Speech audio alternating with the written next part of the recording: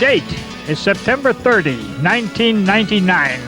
We're at World Dairy Expo, Madison, Wisconsin, right after the National Dairy Shrine's annual banquet, and with us is the guest of honor.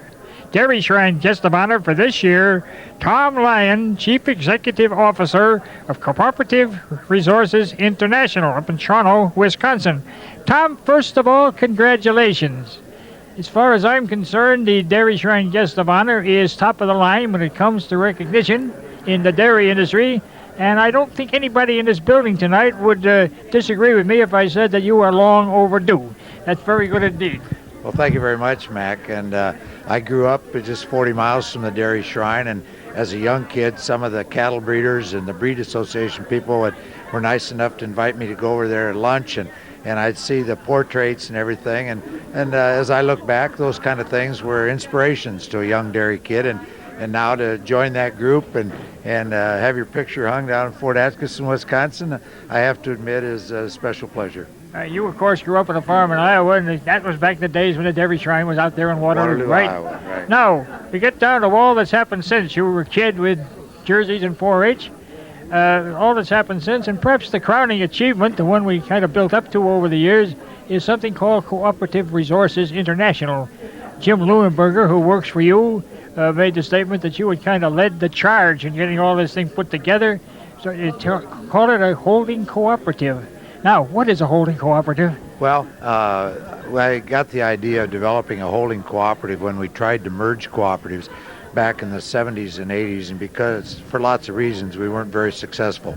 And some of the reasons we weren't successful is because the cooperatives wanted to maintain their identity and their management people and their board of directors and all those sort of things. So in the development of a holding cooperative, much like the proprietary businesses put holding companies together, we brought a group of co-ops. We can consolidate their balance sheets, but we can give them operating power and individuality on their own. In Cooperative Resources International, we started doing this in 1993, and we kind of broke tradition when we brought a cattle breeding cooperative and a dairy records cooperative together, and some people raised their eyebrows and thought they said it was never going to work. We're never going to work and that. But I think we pretty well proved that there's been no conflict of interest, and it's really worked very well. Then in 1995, we brought in another cattle breeding cooperative, NOBA, which was the oldest cooperative in cattle breeding in the United States that had never merged. And then in 1996, we brought in Genix, which was a combination of a merger of Louisiana Animal Breeders, Atlantic Breeders, and Eastern AI Cooperative. They formed Genix. Then we brought them into CRI, and so we had 3 cattle breeding subsidiaries. We had 1 dairy records subsidiary. Then in 1999, in April, we merged the cattle breeding cooperatives into one, kind of a normal evolution that you would expect as we get the people together.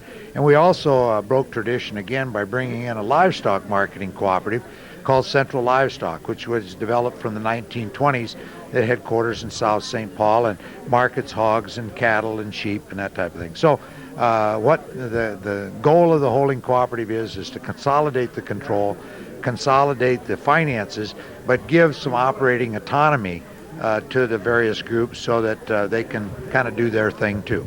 Well, from all accounts, this is working out pretty well in practice. I think so. I don't think that we would have been able to merge that many cattle breeding cooperatives because of the differences in culture and that sort of thing. And so I think that it's really worked pretty well. Now, Tom, let's go a little bit farther. How many people are you serving with all these cooperatives? How many dairy farmers? And also, if you don't mind telling us, how much capital are you handling in a year? Okay, we have, with Central Livestock, Genix, and AgSource, we have 62,000 voting members on December 31. That is people who utilize the services of the cooperative during that year, 1998. Then we have non-member business in the domestic area, and that's about 5,000 to 8,000 farmers.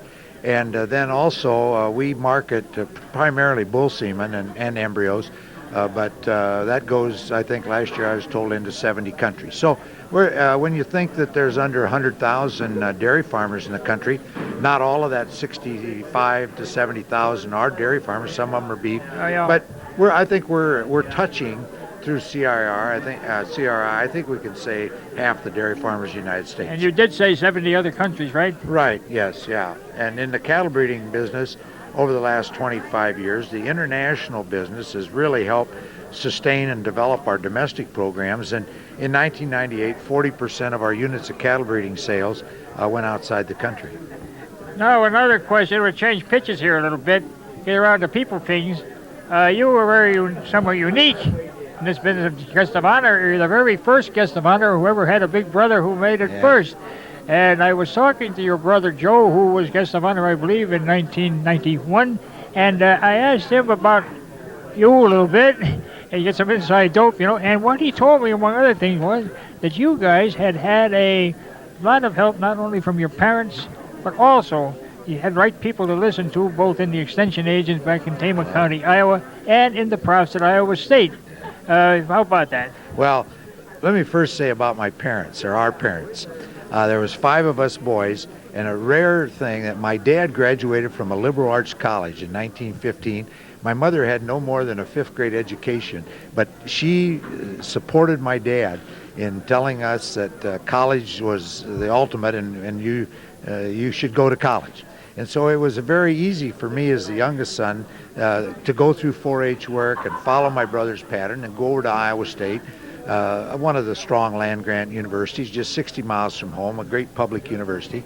And at that particular time, I was fortunate enough to have as my dairy science professors Art Porter, who was one of the great guys that I've ever known to advise and help students, and just a wonderful man, and Fred Foreman, my judging team coach, and also another man who I later hired to come to the cooperative as a geneticist for us, John Sims.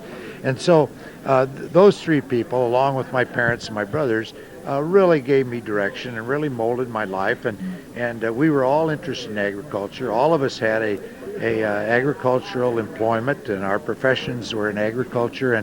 And so it just kind of became the normal thing for all of us. And certainly the influence of Iowa State, the influence of the Extension Service, both at the local and the state level, played a big role. Now, Fred Foreman, you mentioned. Fred actually was guest of honor, too, back in 1984, I believe. Yeah. And this, again, is a relationship, if you'll let me say this, I think is very important because you're both Iowa Staters. Of course, I have a little prejudice there, but the other thing about it is that this is the first and only time that we've had a professor and student as the guest of honors since way back the 1950s when Joe Eves made it, and he was a student of H.H. Kildee, who was the very first guest of honor of all. So we got quite a little tradition going here, Tom, and once again, I think we must congratulate you twice, all right? Now, we go a little farther and get back to cases here. Just quite a story you've over in your lifetime. And let's get back to cases, though. You've innovated. You've broken patterns, things people said were never going to happen, and you made happen along the way. A lot of help, I'm sure, but there it is. And you have always been kind of a fellow on the side of progress. What's your attitude on that? I remember when BST first came on the market, a lot of people were looking about like the sinking of the Titanic.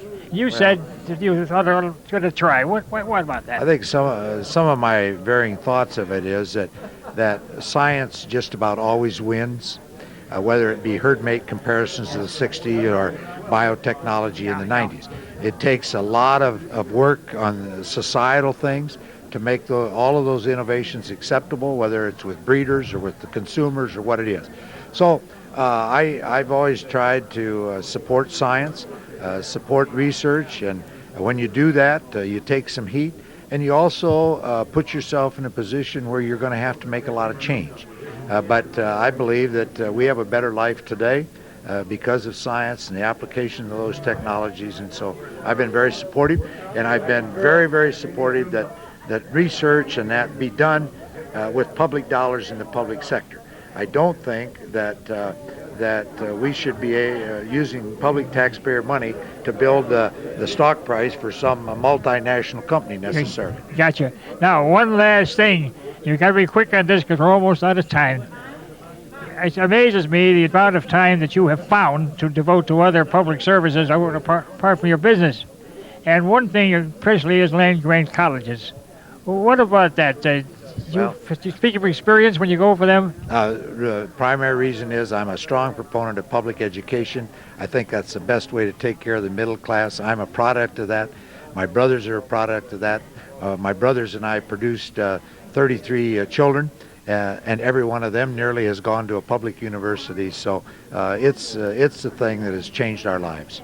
Well, thank you very much, Tom. That's a great note to close on. We've been visiting with Tom Lyon, Derry Shrine's guest of honor for 1999. My name is Miles McCary. Thank you. Thank you very much. I know I told you so about that one. It's not hard to hurt me. Take it easy, Tom, and again, congratulations.